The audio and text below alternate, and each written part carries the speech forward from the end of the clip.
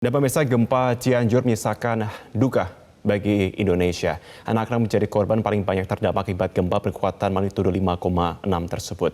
Dan ingin memastikan keselamatan anak-anak dan menghilangkan trauma menjadi hal penting yang harus dilakukan. Untuk membahasnya sudah bergabung bersama dengan kami, Ketua Lembaga Perlindungan Anak Indonesia, Seto Mulyadi. Kak Seto, selamat pagi. Selamat pagi, Mas Arvin. Iya, baik, dengan Marvin di studio. Kak Seto, bagaimana sebenarnya penanganan pemulihan rasa takut, cemas, dan trauma anak-anak korban bencana, Kak Seto?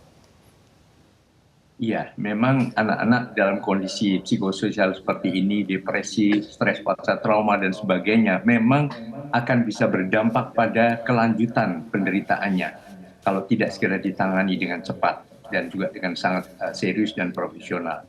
Tetapi apa yang sementara sudah dilakukan oleh para relawan yang tadi tampak di layar adalah suatu hal yang sangat tepat sekali. Artinya mohon anak-anak dibawa kembali ke dunia mereka yang indah, yang penuh dengan suasana santai, rileks, ada secara rekreatif lah suasananya, kemudian ada fun education. Jadi suasananya tetap menyenangkan tetapi mengandung unsur-unsur pendidikan. Pendidikan pada percaya diri, pendidikan pada kepedulian sama dan sebagainya. Ini akan segera cepat memulihkan kondisi trauma mereka. Karena memang setiap anak saling berbeda, tapi langkah-langkah itu yang perlu diberikan. Kemudian juga Oke. kembalikan juga pada saat-saat tertentu mereka juga mengalami suasana yang akrab juga dengan keluarga. Mungkin ada beberapa yang mohon maaf ya ditinggalkan oleh ibunya atau ayahnya dan sebagainya. Maka beberapa orang dewasa lain bisa menggantikan sebagai keluarga juga. Jadi penuh perhatian, penuh kasih sayang, dan sikap-sikap yang lebih tenang, tunjukkan juga resiliensi dari para orang dewasa yang mengelilingi anak, sehingga anak-anak sebagai peniru yang terbaik juga akan dengan cepat bisa memulihkan kondisi psikologisnya Baik, terganggu tadi. Kak Demikian. Seto, tapi bagaimana peran orang dewasa dalam memberikan dukungan kepada anak-anak di tengah kondisi psikis orang dewasa tersebut juga masih terguncang karena bencana? Iya, ya, semua tentu mengalami itu. Tetapi kondisi anak yang paling parah, yang paling menderita dan paling ringkih. Jadi mohon disadarkan juga. Jadi mungkin para relawan, para petugas juga menguatkan kondisi psikologis dari para orang dewasa ini. Karena mereka akan menjadi contoh dari anak-anaknya atau putra-putrinya. Jadi kalau misalnya orang tua stres, mungkin juga teriak-teriak dan sebagainya, atau mudah marah, maka yang dialami anak-anak juga akan sangat berat sekali. Jadi dalam hal ini daya resiliensi, daya tangguh dari para orang dewasa yang ada di sekeliling anak-anak mohon semakin diperkuat lebih dahulu. Jadi dengan demikian akan berdampak positif pada kondisi psikologis anak-anak yang sudah juga mengalami kondisi psikososial yang sangat tidak nyaman ini. Betul. Anak-anak memiliki keingintahuan yang sangat tinggi, Kak Seto. Perlukah kita memberikan pengertian bahwa itu tadi adalah bencana alam, itu adalah bencana, atau jauhkan dari pengertian bencana itu dan fokuskan kepada distraksi kegiatan mereka sehari-hari? Ya, tadi intinya adalah fun education kan. Jadi suasananya tetap menyenangkan, tetap sambil bernyanyi, sambil bergerak, menari seperti yang contoh dalam gambar ini, melompat-lompat dan sebagainya. Ada unsur hiburan, dongeng, tapi diarahkan bahwa anak-anak menyadari ini adalah suatu gejala alam.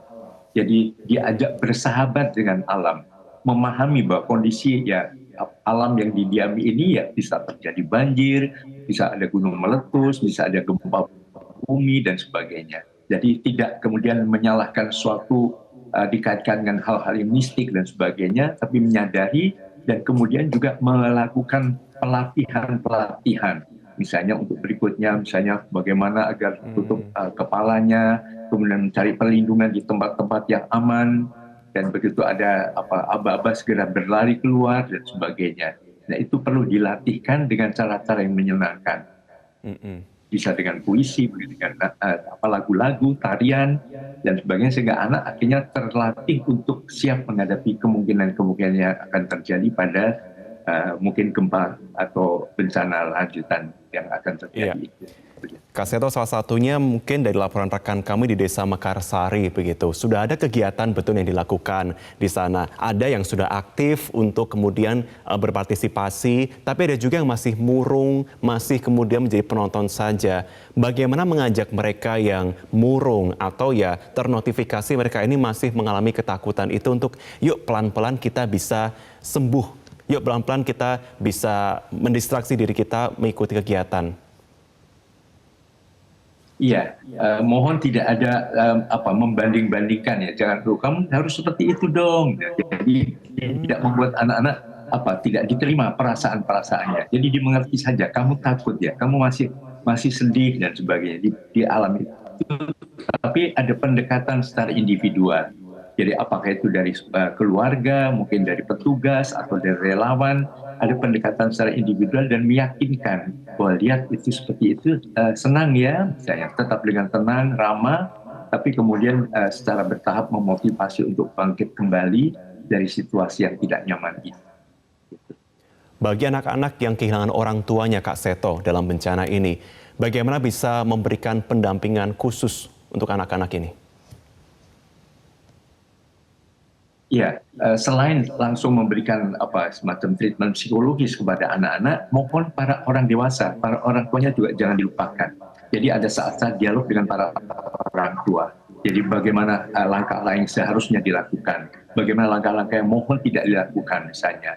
Misalnya jangan mudah marah, jangan membentak, jangan menyalahkan terus anak dan sebagainya. Artinya menerima perasaan-perasaan anak, kemudian merasa empati di dalam situasi itu, dan kemudian secara bertahap mengajak anak untuk melakukan langkah-langkah kecil, tapi yang kemudian bisa membangkitkan kembali semangatnya.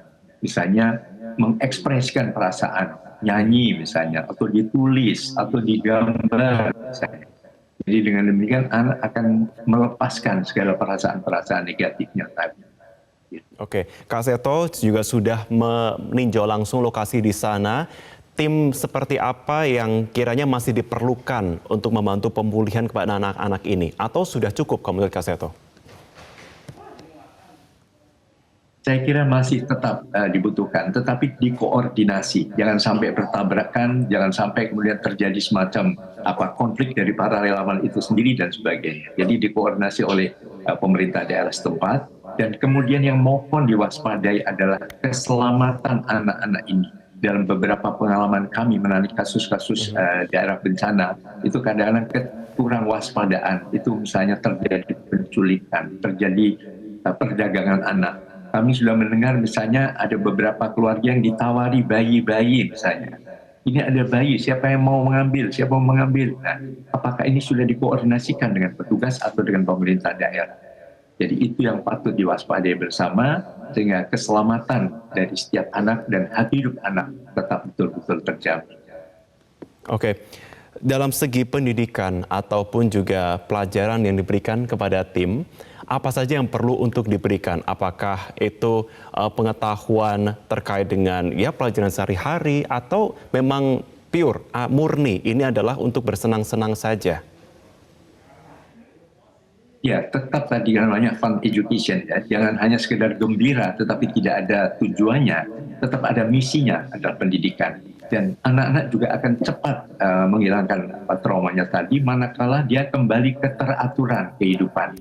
Jadi dia pun tetap seperti belajar juga, seperti bersekolah, tapi ya ini tempatnya di tenda-tenda, kemudian jalur pendidikannya bukan formal tapi informal dan non formal.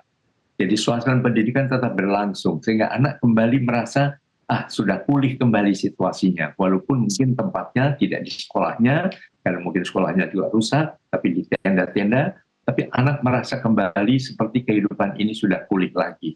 Jadi juga mendapatkan pelajaran, kalau sudah mulai mengenal fisika dan sebagainya, bisa semakin dijelaskan mengenai kenapa terjadinya gempa ini. Bagaimana terjadinya pergeseran yang ada di bawah tanah ini sehingga mengakibatkan goyangnya tanah di atas dan kemudian robohnya rumah-rumah dan sebagainya. Nah, itu akan membuat anak semakin jelas masalahnya, tapi juga tetap diberikan dalam suasana yang nyaman. Karena belajar yang efektif adalah belajar dalam suasana gembira.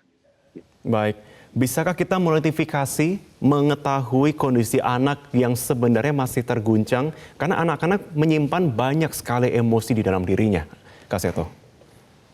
Iya, pada waktu kunjungan kami sehari setelah kejadian bersama dengan Ibu Menteri Pemberdayaan Perempuan dan Perlindungan Anak, kami juga dengar bahwa digerakkan juga para psikolog dari HIMSI, Himpunan Psikologi Indonesia, ya baik dari pusat maupun dari wilayah pengurus Jawa Barat. Nah, saya kira beliau-beliau ini yang akan lebih tepat untuk bisa menangani kasus-kasus yang secara khusus, yang tadi untuk gangguan mental yang berat.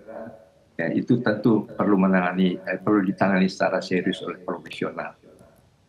Baik, apakah dari LPAI akan mengirimkan tim juga untuk membantu proses pemulihan kepada anak-anak ini, Kak Seto?